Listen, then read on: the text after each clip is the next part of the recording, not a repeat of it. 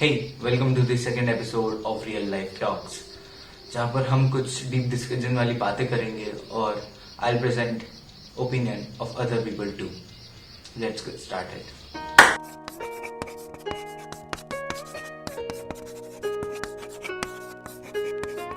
Topic of this episode is class 10th boards and results. What is the significance of class 10th boards? तुमने बहुतों के मुंह से सुना होगा that it is nothing more than proof of your date of birth. But I think कि उसकी significance इससे कुछ हटकर है, कुछ बढ़कर है. क्योंकि खाली टीचर्स ऐसे ही नहीं बोलते कि क्लास 10th में पढ़ना जरूरी है और बोर्ड्स में थोड़ा मार्क्स लाना जरूरी है. श्योरली वो इम्पोर्टेंट है तुम्हारी 11th की स्ट्रीम चूज करने के लिए, बट स्टिल इन दो रीजन से हटकर भी कुछ मॉरल रीजन है जिनकी वजह से क्लास 10th के बोर्ड्स कराए जाते हैं और हम उसमें अपेयर होते हैं. सबसे पहली चीज है it acts as a milestone, कि तुम्हें पता लगता है कि अगर तुम्हारे अच्छे मार्क्स आए it serves as an achievement for you. तुम बाकी क्लास में ऐसा करते होगे, अच्छा स्कोर करते होगे, but it might be your first all India exam and when you score good it feels like an achievement for you. And this also helps in understanding where you stand in the whole India. जब तुम एक पूरा इतना बड़ा test देने जा रहे हो तुम उसके लिए प्रिपरेशन करते हो and this helps you in handling stress and anxiety. But is it all worth the hype? मैं अपने एक्सपीरियंस से बनाता हूँ. I just passed class 10th 2020 में मेरा अभी रिजल्ट आया है. 10th को मैंने बहुत सीरियसली लिया क्योंकि सबने ऐसा बताया कि क्लास 10th है, तो वो ऐसा हो जाता है कि क्लास से हट कर, जैसे 9th से तुम जब 10th में आते हो तो मतलब तुम्हारे दिमाग में अलग ही चल रहा होता है कि यहाँ पर ये कुछ अलग है, ये तुम्हारा रेगुलर स्कूल नहीं रहा. अब तुम क्लास 10th में आ गए, अब तुम्हें कुछ ना कुछ तो करना होगा ही. इन चीज़ों को ध्यान में रखते हुए मैंने बहुत पढ़ा, मैंने रात भर पढ़ा, मैंने बहुत सारी चीज़ें करने की कोशिश करी. पर बच्चों को यही लगता है कि 10th में आने के सिर्फ हमें पढ़ना ही है, बट आई डोंट एग्री. क्योंकि अब जबकि मैंने इसको पास कर लिया है तो मैं आपको इस चीज पे थोड़ी राय दे सकता हूँ. आई डोंट थिंक कि 10th में सिर्फ पढ़ाई करनी चाहिए. आई फील तुम सारी एक्टिविटीज में बांट लो जो तुम करते थे पहले भी, 10th से पहले भी. जितने भी स्पोर्ट्स है, जितने भी एक्स्ट्रा करिकुलर एक्टिविटीज है, उन सबको मत बंद करो. बट ये है पहले तक तुम एग्जाम से 5 दिन पहले पढ़ के जो भी एग्जाम देने चले जाते तुम्हारा हो जाता था. पर मुझे लगता है इसमें तुम्हें थोड़ा कॉन्स्टेंट एफर्ट डालना ही पड़ेगा क्योंकि ये एक ऑल इंडिया टेस्ट है. तो ऐसा नहीं होगा कि तुम्हारे स्कूल के टीचर चेक करेंगे, चेक करने वाला बाहर से होगा. तो हमें इस तरह प्रिपेयर करना है कि हम सबके साथ डील कर सकते हैं. तो जितना भी डर लगता है, स्ट्रेस होता है, एग्जाइटी होता है 10th में कि बोर्ड्स में अच्छे मार्क्स नहीं आए तो क्या होगा, वो सब मत रखो. सबसे बड़ा डर तो ये है कि बोर्ड्स है. बोर्ड्स नाम सुनते ही बच्चे को लगता है कि this is the most important test of life, और अगर वो इसमें कुछ नहीं कर पाया तो शायद वो फेल हो जाएगा. मैंने जब दे दिया मुझे रियलाइज हो रहा it is nothing more than your school exams. Just तुम इसको कहीं दूसरे स्कूल में दे रहे हो और चेक करने वाले तुमसे अलग टीचर है, पर तुम्हें लिख के वही आना है जो तुम आज तक लिखते थे. तो इंग्लिश में अपना आंसर कुछ नहीं बदलोगे, साइंस में जो पढ़ के जा रहे हो वही लिख के आओगे. बस स्ट्रेस लेना बंद कर दो इस चीज के ऊपर. तो शायद मेरी बातें आपको इम्पैक्टफुल ना लगे तो मैं बाकी लोगों के भी ओपिनियन आपको प्रेजेंट करता हूँ. कुछ मेरे जैसे स्टूडेंट्स हैं जो दे चुके हैं और कुछ ऐसे लोग हैं जो उससे बढ़कर भी अपनी लाइफ में आगे बढ़ चुके हैं. आई प्रेजेंट यू दोस्त. आपके हिसाब से आर 10th बोर्ड्स सिग्निफिकेंट? यार मार्क्स को एक तरीके से साइड रखेंगे. एक साल था जो कॉमन रहता है, जैसे हमारे 9th 8th वही थी सेम. बस ये तुम्हें ऑल इंडिया लेवल पे जो तू बात कर रहा है कि ऑल इंडिया लेवल पे हमारा एग्जाम होता है, इसमें सिर्फ मार्क्स अगर हटा दे साइड में तो ये देखा जाता है इंसान मेहनत कितनी कर रहा है, वो कितना एफर्ट डालने के लिए तैयार है, और कुछ भी नहीं है. मार्क्स क्या, अबे 12th बोर्ड फिर से आएंगे ना, लेकिन ये फर्स्ट स्टेप था जहाँ पे तुम्हें मेहनत करनी थी. जिसने करी उसे एज डिजायर्ड रिजल्ट मिला, जिसने नहीं करी उसे नहीं मिला. तो बाद में जो आगे जो हम अभी डिस्कस करेंगे कि रिग्रेट वाली चीजें होती हैं और ये सब चीजें होती हैं, ये सब एक तरीके से साइड कर दे तो सिर्फ यार हमारे एफर्ट्स तुम कितने डाल रहे हो ये है इम्पोर्टेंट, और कुछ भी नहीं. बोर्ड भी एग्जाम ही है एक तरीके से, बस ये है कि वो नेशनल लेवल पे हमारे स्कूल लेवल पे नहीं है.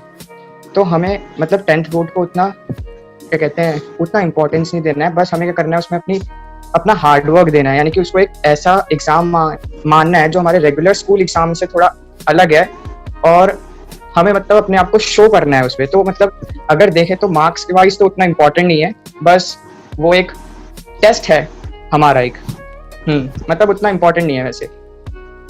मतलब मैंने तो ऐसे ही सुना है कि लोगों से कि एक मतलब बर्थ सर्टिफिकेट का वो होता है वो, बाकी एक टेस्ट होता है, मतलब जैसे कि आप जो अलग सेंटर में जाके बहुत सारे वैरायटी ऑफ बच्चों के साथ बैठ के देते हो पहली बार, मतलब अगर किसी ने वैसा कॉम्पिटिटिव एग्जाम नहीं दिया हो तो मेरे ख्याल से तो ठीक है यार कि बेसिक जो कॉन्फिडेंस बूस्ट अप करने के लिए रहता है एक सही बच्चे के लिए, ठीक है वो ठीक है। बाकी ऐसा है कि मतलब कुछ तो सिग्निफिकेंस है, ऐसा तो बहुत ज्यादा तो नहीं, ठीक है, लेकिन हाँ है। आर गुड रिजल्ट्स नेसेसरी और नहीं आए तो कोई दिक्कत है? देख बहुत ज्यादा फर्क नहीं पड़ता है।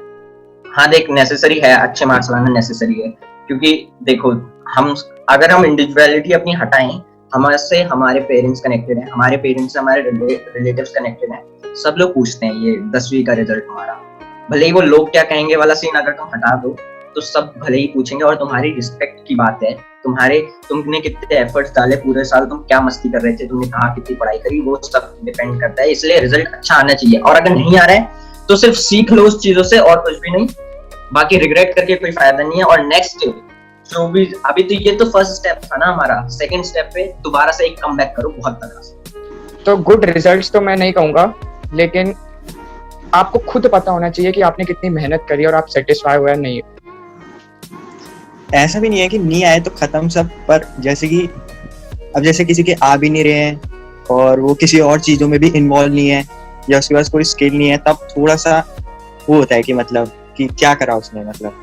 और जैसे कि अगर कोई किसी और चीज में इन्वॉल्व है, जैसे कोई गेम हो गया या किसी और स्किल्स में, और फिर उसके नहीं आ रहे हैं, तो वो उसके लिए कुछ नहीं हो सकता, उसके लिए तो कोई बात नहीं। पर जैसे कि आपके पास कुछ है ही नहीं और आप फिर भी कुछ परफॉर्म ही नहीं कर रहे हो, तो आप आगे चल के भी क्या करोगे? मतलब वही है, एक्स्ट्रा स्किल सेट नहीं है, तो मतलब एक में तो अच्छा होना है या फिर कुछ एक्स्ट्रा में या पढ़ाई में, ये कहना है। तो देख दो तरह के बच्चों के लिए है, ठीक है, कि एक जो पढ़ने में सही है, ठीक है, जो बचपन से बहुत सही है, उसको पढ़ने में मजा आता है, तो उसके कहीं ना कहीं थोड़ा नेसेसरी है ही फिर, ठीक है। एंड बाकी जो पढ़ाई के अलावा कुछ और चीजों में उसके लिए इतना नेसेसरी नहीं है, थोड़ा तो है कि बेसिक अपना जो एजुकेशन पूरी कर सके, लेकिन इतना ऐसा कोई नेसेसरी नहीं है। आपका क्या एक्सपीरियंस था 10th बोर्ड्स का? मेरा कुछ ऐसा रहा कि देख मतलब सबको मेरी कहानी ऑलमोस्ट पता ही है। मैंने अपने जीवन में पहले ये फर्स्ट ईयर होगा जब मैंने मेहनत करी थी अपने स्टडीज को लेकर, बहुत ज्यादा मेहनत करी थी, और मैं सेटिस्फाइड भी अपने रिजल्ट से। 90.4 कुछ % बनी है, और ठीक है जो भी है। मतलब अगर मैं लोगों से कंपेयर करूँ, मैं तुझसे कंपेयर करूँ या किसी और से कंपेयर करूँ, तब तो मैं मतलब मेरा नहीं आया रिजल्ट, मेरा अच्छा नहीं आया, मेरी कम है लोगों से, बट वो वाली चीज नहीं है। हाँ ये नहीं होता कि जितना लोग कहते हैं बोर्ड्स हैं मेहनत करनी पड़ती है, बहुत कुछ करना पड़ता है, ऐसा कुछ नहीं होता। वो ये रेगुलर अगर तुम्हारी मेहनत है, कंसिस्टेंसी अगर तुमने बना के रखी हुई है, तो तुम्हारा रिजल्ट आएगा ही आएगा। और मतलब जो हमें डायरेक्शन दी गई है उसी पाथ में चलना है। एक साल के लिए ज्यादा इधर उधर घूमोगे तो फिर गिरोगे। मेरा 10th का एक्सपीरियंस तो बहुत अच्छा था, और पढ़ाई की बात करूँ तो पढ़ाई भी बहुत अच्छी खासी गई। ये तो नहीं कहूँगा कि पूरे साल बहुत अच्छे से पढ़ा, लेकिन टाइम पे सही से पढ़ लिया और मार्क्स भी सही से अच्छे से आ गए। तो मतलब ऐसा है कि जरूरी नहीं है कि आपको शुरुआत से मेहनत करनी हो, लेकिन बस जब आपने अपना टाइम बना लिया है तो उस समय आप अच्छे से मेहनत करो। तो मैंने भी कुछ ऐसे करा और मेरे 10th का एक्सपीरियंस तो बहुत अच्छा था। पीपल मतलब शुरू में तो मैंने सोचा था कि सारे सब्जेक्ट लेके पढ़ूंगा, फिर मैथ में इंडल्ज हो गया, फिर कभी पेपर आए तो एसएसटी पढ़ी कुछ दिनों लगातार, कितने 1-1 बजे तक नहीं सोया था। और इंग्लिश हिंदी तो फिर पेपर के कुछ दिनों पहले, 1-2 दिन पहले की बात होती थी। और साइंस भी रोज ही मेंटेन करने वाली हुई थी। और मतलब जब प्री बोर्ड 2nd 3rd हुआ था, तब मतलब ज्यादा पढ़ाई हुई थी वैसे पूरे साल के मुकाबले। तो 9th क्लास तक मैंने तुम्हें क्लास में बताया हुआ है कि ऐसा कोई ऐसा बहुत ज्यादा पढ़ाई में इंटरेस्टेड नहीं था। मैं इस पर ज्यादा इंटरेस्टेड था क्योंकि वो मेरे लिए प्लस पॉइंट था, ठीक है, मैं उस चीज में सही था, ठीक है। नॉट डेट की बहुत ज्यादा अच्छा था, लेकिन हाँ एटलीस्ट मतलब जो जैसे पढ़ाई में 4 बच्चे होते हैं ना अपनी क्लास में आगे होते हैं, ठीक है, ऐसे में स्पोर्ट्स में था तो उन 4 बच्चों में कहीं ना कहीं था अपनी क्लास में सही था, ठीक है, अच्छे बच्चों में आता था स्पोर्ट्स।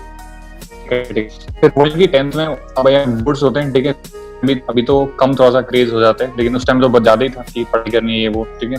तो घर वालों ने थोड़ा सा बोला कि यार अभी देख ले पढ़ाई का, ठीक है, तो मैंने कहा चलो देख ही लेते हैं। मैंने फिर थोड़ा सा मैं सीरियस हुआ 10th में आके कि क्या करना है कैसे करना है। तो बाद फिर मैंने कहा कि देखो हर किसी के लाइफ में टर्निंग पॉइंट आता है, तो मेरे लिए वो एजुकेशन के लिए थोड़ा सा टर्निंग पॉइंट बना। वहाँ पे luckily I got a good teacher, तो luckily I got a good mentor. जहाँ पर भी मैं रहता था वहाँ पर तो एटलीस्ट वहाँ के हिसाब से तो सही थे वो, तो उन्होंने गाइड किया जो भी था बेसिक, एंड एक बेसिक मोटिवेशन दिया कि तू कर सकता है एंड ऑल। मेरे अंदर उतना कुछ कॉन्फिडेंस नहीं था कि मैं मैथ्स में साइंस वगैरह में अच्छा कुछ कर सकता हूँ, लेकिन उन्होंने थोड़ा सा बूस्टअप किया, थोड़ा समझाया, कुछ दिमाग में क्लिक हो गया, अच्छा मेरे अंदर भी कुछ ऐसा कुछ है, ठीक है। तो मैंने कुछ किया, पढ़ना चालू। 10th ग्रेड में ठीक ठाक आ गए 80%, ठीक है, और सही था वो स्कूल के हिसाब से, एंड स्टेट बोर्ड में 80% ऐसा कोई कम नहीं माना जाता। आपका क्या ओपिनियन है क्लास 10 से रिलेटेड? तो जब हम लोग 10th में आए थे तब मैंने वैसे इतना कुछ बड़ा एग्जाम तो माना नहीं था बोर्ड, मैंने भी ऐसे ही सोचा था नॉर्मल एग्जाम है, और मैं अभी भी यही कह रहा हूँ कि बोर्ड उतना कुछ बड़ा एग्जाम है नहीं। और सिर्फ हाँ ये सही है कि 10th में हो रहा है, लेकिन इतना कोई बड़ा एग्जाम नहीं है। नॉर्मल तरीके से कि पढ़ोगे जैसे हर साल पढ़ते हो तो भी अच्छे से बोर्ड आराम से निकाल लोगे अच्छी परसेंटेज के साथ। और मुझे लगता है ऐसे 10th क्लास में बोर्ड हो रहा है तो अच्छी बात है, 10th में हो जाना चाहिए। वैसे तो 10th पे होना ही चाहिए, क्योंकि अगर एक बार 10th में ज़्यादा सिलेबस भी नहीं होता है और एक बच्चा मतलब 12th के बोर्ड के लिए तैयार भी हो जाता है, और ऊपर से पहली मुझे लगता है बच्चा 10th में ही मतलब रोज पढ़ने की आदत डालता है पहली बार, नहीं तो 9th तक का हम एक दिन पहले पढ़ के ही वही पेपर या कॉपी से पढ़ के कॉपी के क्वेश्चन आंसर रट के ही वही आंसर देने होते हैं। और मतलब 10th में ऐसा भी नहीं कि आपको रोज मतलब बिल्कुल ही पढ़ाई में डूब जाओ और कुछ मतलब और चीजें ना करो, ऐसा भी नहीं है। पर ऐसा है कि हमें रोज मतलब 1 से 2 घंटा देना पड़ेगा, उसके बाद फिर हम कुछ भी कर सकते हैं अपनी हॉबीज का। 10th बोर्ड के रिजल्ट हमारे रियल इंटेलिजेंस जो होती है उससे सिग्निफाई नहीं करते हैं पहली बात तो, क्योंकि इस बार का भी रिजल्ट तूने देखा अनएक्सपेक्टेड लोग आगे थे, कुछ जो अच्छे थे वो थोड़ा पीछे हो गए। तो इसमें हम ये नहीं कह सकते कि क्या कहते हैं ये तुम्हें सिग्निफाई कर देता है कि इस बच्चे की मार्केट वैल्यू इतनी है।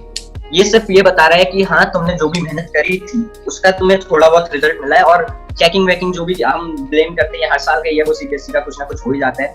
तो ऐसे ही है यार कि ये तुम्हारी रियल इंटेलिजेंस होती है, वो सिग्निफाई नहीं करता तुम लाइफ में क्या आगे करने वाले हो, आने वाले 5-10 साल में होने वाले हो, ये तुम्हारे 10th बोर्ड डिसाइड नहीं करते। अभी भी देखना ये 10th बोर्ड के लिए 2-3 दिन के लिए अभी बातें हो रही थी, अब सब अपने आगे के 2 साल के बाद उन्हें क्या करना है उस पर ध्यान दे रहे हैं। तो हाँ भी ऐसा ही कि यार जैसे कोई बच्चा नया सा ठीक है 9th से 10th में आते हैं तो वो कई तरह के चीजें देखते हैं कि हाँ कुछ टॉपर निकल रहा है नॉल, तो आई सजेस्ट कि शायद जो तुम्हारे अंदर का जो इम्प्रोवाइजेशन है, ठीक है, मतलब जो तुम जैसे 9th में जो तुमने चीजें मिस आउट की हैं, मेरे ख्याल वो तुम्हें नहीं करनी चाहिए 10th में, क्योंकि थोड़ा सा मायने रखता है 10th का रिजल्ट कंपेयर टू 9th। तो मेरे हिसाब से तुम्हें शायद मतलब ऐसा है कि ऐसे पढ़ाई बहुत ज्यादा क्या है कि कर ही लो तुम। मैंने वही कहा ना कि 2 तरीके होते हैं, या तो फिर बहुत ज्यादा अच्छा पढ़ाई में होगा या फिर नहीं होगा। तो जो पढ़ाई में बहुत अच्छा है उसको तो शायद काफी अच्छा एफर्ट लगाना चाहिए, उसको कई तरह के और एग्जाम्स हैं जो एनटीएससी वगैरह है, जो पीआर वगैरह, उन सब में एफर्ट मारने चाहिए जो पढ़ने में सही है, ठीक है, तो जिसका वाकई में दिल से इंटरेस्ट है कि हाँ मतलब ऐसा कर सकता है। बाकी जिन लोगों को उतना ज्यादा इंटरेस्ट नहीं है वो अपनी साइड बाय साइड जो कुछ स्किल्स हैं उस पर काम कर सकते हैं, और डेली शायद 2 घंटे तो तुम्हें पढ़ाई के साथ स्पेंड करने चाहिए अगर तुम 10th में हो एटलीस्ट तो। और आपकी क्या एडवाइस रहेगी जो आने वाले बच्चे हैं जो क्लास 10th में अपीयर होंगे? क्लास 10th के लिए एडवाइस तो मेरे ख्याल से एग्जाम को उतना बड़ा मानना नहीं है, आराम से चलना है, नॉर्मल जैसे चलते हो वैसे ही चलना है। हाँ बस थोड़ी सी मेहनत ज्यादा करनी है कंपैरेटिवली प्रीवियस क्लासेस से, लेकिन मतलब उतना कोई बड़ा एग्जाम इसको मानना नहीं है। और मैं अपना बताऊं तो मैंने तो प्री बोर्ड के बाद ही सीरियसली पढ़ना शुरू करा, और मतलब उसके बाद मैं कह सकता हूँ प्री बोर्ड्स के बाद कि मैंने पढ़ा। तो वैसे अगर तुम कभी भी बोर्ड से चाहे पहले ही कुछ महीने पहले पढ़ रहे हो ना तो भी आराम से निकाल लोगे सारे चैप्टर और अच्छी परसेंटेज के साथ भी, बस लेकिन उसके बाद तुम्हें थोड़ा सीरियस होना पड़ेगा। और अगर पूरे साल पढ़ोगे तो आराम करके पूरा कोर्स कर लोगे। अगर डरना भी नहीं है कि बोर्ड बहुत ही खतरनाक होगा या तुम ज्यादा ही खतरनाक सोच रहे हो उसे, ऐसा भी नहीं है। सिंपल ये बस तुम्हें कंसिस्टेंट रहना पड़ेगा पढ़ाई के उसमें, और तुम बाकी चीजें भी कर ही सकते हो स्टडी के साथ साथ, बस थोड़ा सा कंसिस्टेंट रहो और सब हो जाएगा।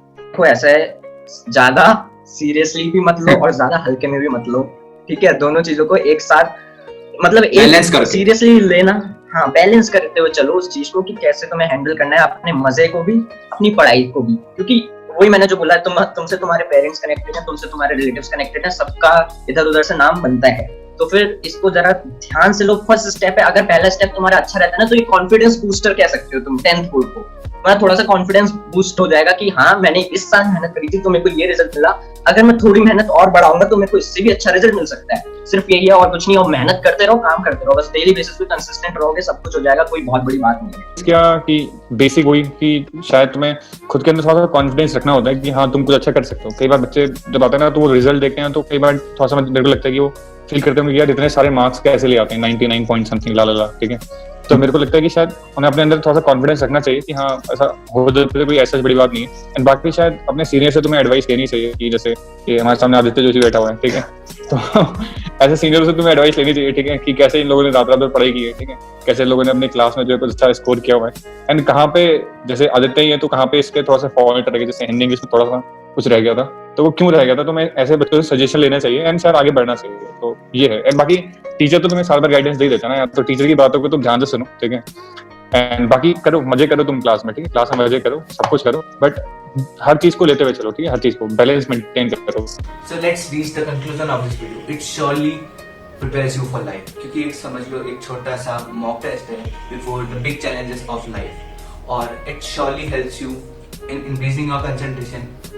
It makes you do hard work. It surely teaches you how to put effort. क्योंकि आने वाले challenges में तुम्हें ये सब डालना पड़ेगा और ज़्यादा अमाउंट में डालना पड़ेगा। But at the last मैं एक ही चीज़ कहना चाहूँगा, it's not everything. With that note, I'll end this video. बाकी मैं आप पे छोड़ता हूँ कि आप इस बारे में क्या सोचते हैं। कमेंट सेक्शन में कुछ भी डाउट हो डाल दो, I'll answer everything. अगर तुम्हारा कुछ कैरियर रिलेटेड डाउट है तो watch my first episode of real life talks and you watching, peace out. ये भी कहना जरूरी था।